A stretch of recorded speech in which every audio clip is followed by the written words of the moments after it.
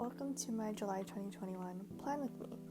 This month I decided to keep it super simple and just go with black and white, keep it monochrome and truly minimalist, and I'm really happy actually with how this turned out. I know I'm going to be busy for the next couple months, so I wanted my setup to be as simple as possible just so I wouldn't have to spend too much time thinking about the design. So I started with a series of these gray Tombow dual brush pens, and I'll link everything in the description box below. And this is actually my grid spacing guide because this is actually my new journal, and I will also be posting my mid-year journal setup in the coming weeks, so be sure to subscribe and watch out for that. This journal actually is completely blank. It doesn't have a dot grid or any lines, so I had to write down how I spaced out things in my previous journal and just had it here next to me. So I kept it super simple, used my favorite serif font, but I outlined it, and then I decided to do this like stripes cross stitching kind of method. I saw it on Plant Based Bride's journal, and I thought it'd be really cool for this one, so I did that, but I didn't really like how the lines looked, so this is why you'll see me come in with my black pen instead and just fill it in. It looked better to me in the end. And then I just made a square in the middle, and the title's kind of overlaid on that. Super simple, but it looks really cool. It looks like there's design and intent behind it, but it actually doesn't take that long to set it up. Moving on, instead of a traditional monthly log that I've been using, I actually decided to use a calendar instead. I actually like the calendar better for plotting out things that are happening in the month, like whether it's like appointments, social things, birthdays, whatever else that I need to remember. And it doesn't need to be that big, so that's why I don't mind that these rectangles, because they're not really squares, are too big, just because I just need to write the event just so I remember it's happening, because it's going to end up on my weekly spread anyway with more information like timing, location. So I think this is actually a really good system for me.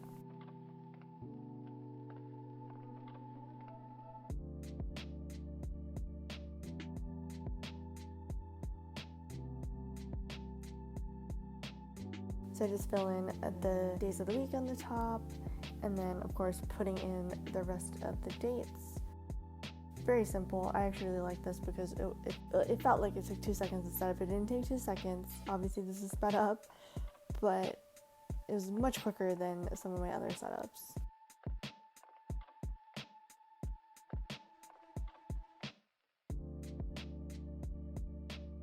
So now we're going on to my content planning pages.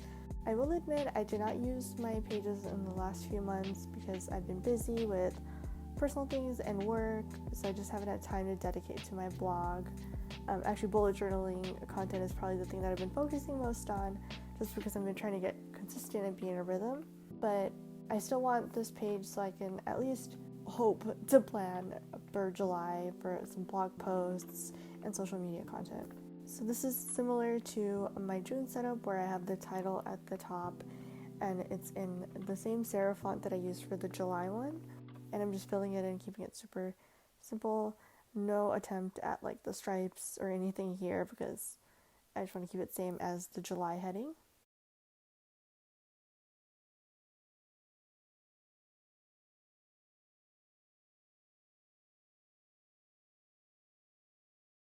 And instead I'm creating a border on each of these pages and using that same method of how I created that square on the cover page, so it goes kind of behind the title.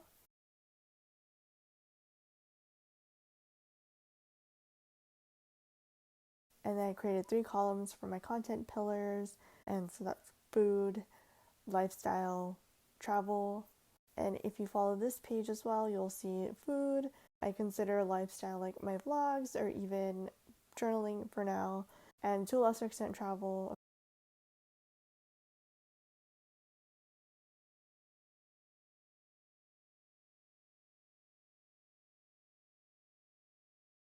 And then next is my plan page. So usually this is actually where I've been including the calendar instead of a personal monthly calendar, but I decided to switch it up here and make this my monthly log, because I realized that I don't always end up filling out the calendar, and I feel like the calendar would be better suited for personal stuff instead, because I like to look at that at a glance This, I think, would actually better benefit me as a list form so I can plot out what blog posts do I want to put on which day. So I just reverse them essentially. That's the TLDR there.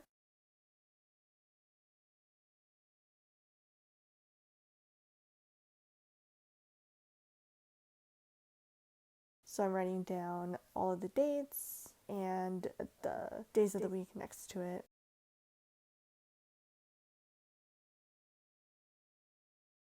I also did it in reverse because, as you can see, I'm left-handed, and sometimes this pen smudges because it doesn't dry super quickly. It dries pretty quickly, but there's always a chance that I will smudge something because of my left hand. I took a light gray Tombow marker and made lines just to highlight the weekends, just to create some separation so it doesn't become a long list. I didn't really plan this out, which is why I had the ruler and they're not super straight, but I still like the way that it turned out because not everything has to be perfect. It should just be functional and something that you like, which is hard for me as a perfectionist, but I'm trying to get used to it and let things go. This is my habit trackers or my focus spreads. I'm actually not sure why I decided to call it habit again. I think it was just a force of habit. Yeah, that was a very lame joke. And not intentional and not even a pun, but anyway. You can also see that all of the heading titles are very short. I, again, did not want to take too much time with these spreads, so that's why I just try to use as few letters as possible so it would just be easier to outline, sketch out, and fill in.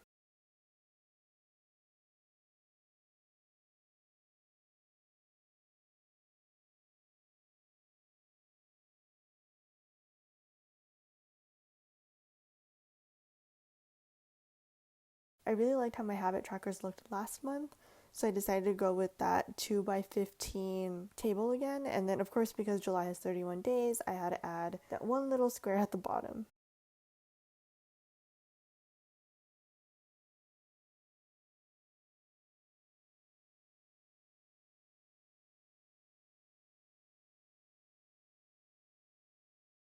This is my dashboard spread. I really like calling it dashboard just because it's a nice way to kind of put all of your random lists under this umbrella term. And I using these lists for like monthly tasks that are routine that I usually do every month, things that I specifically need to get done this month, things to buy, and then some blog tasks. And at the very top is a short list, and that's where I want to put things that I want to do to work towards my goals. That's also something I'm going to be exploring in my mid-year setup, is checking in with my goals and seeing if I made any progress. Should I reprioritize things? What do I want to do? I do this for work actually, and of course it works well there because I'm working towards specific things, and I haven't really done that in my personal life per se, but I want to try to accomplish more things and keep myself accountable is probably the biggest thing.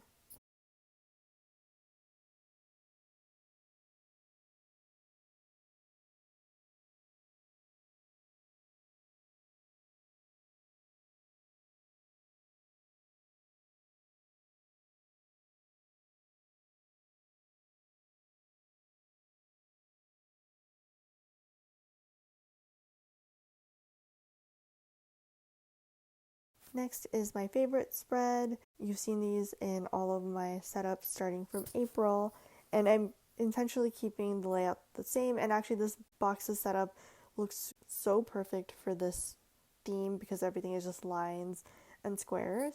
So I really liked how that turned out. As you can see, like I said, I was keeping all of my titles short. So instead of favorites, I named it faves. And I actually really like doing that, and that's something you'll also see in my mid-year setup once I have that uploaded, which I'll likely be putting up after this video.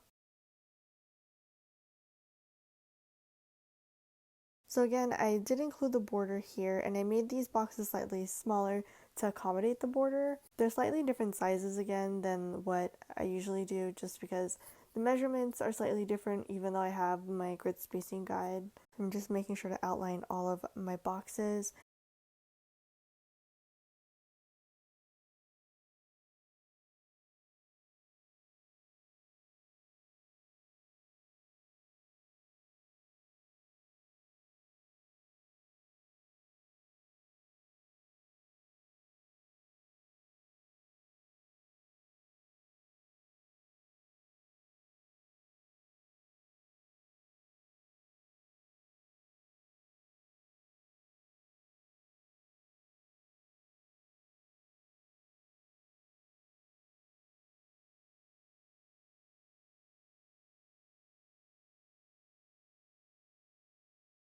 Also, I wasn't going to use washi tape on these spreads.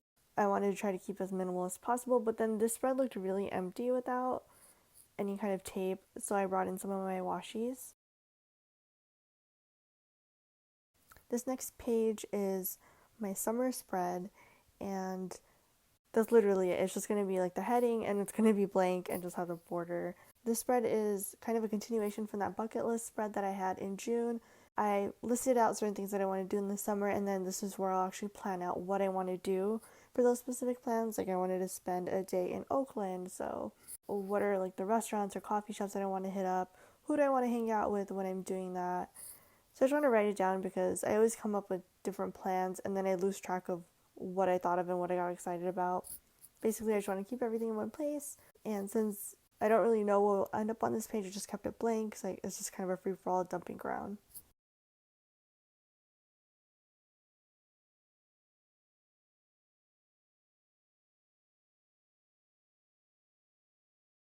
I also changed the washi tape there because I didn't like the way it looked, so I put in that grid one instead.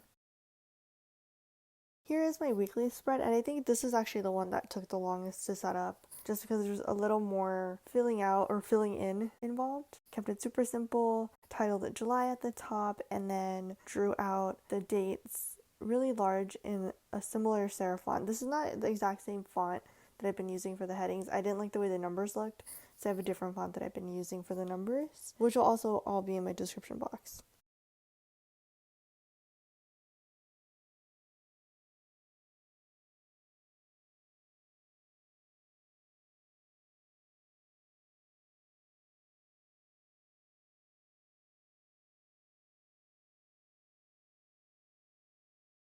I'm just filling all the words and numbers in with my black pen.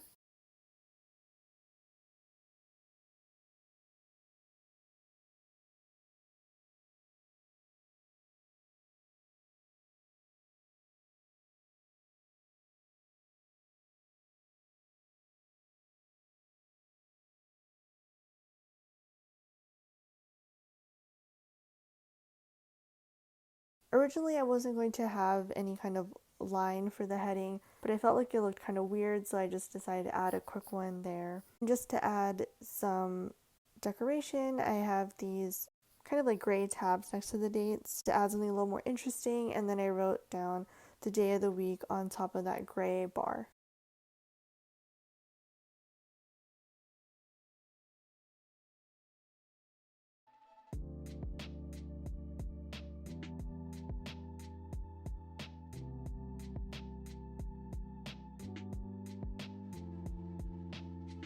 And that's it. That's my monthly setup. It's actually really easy to set up.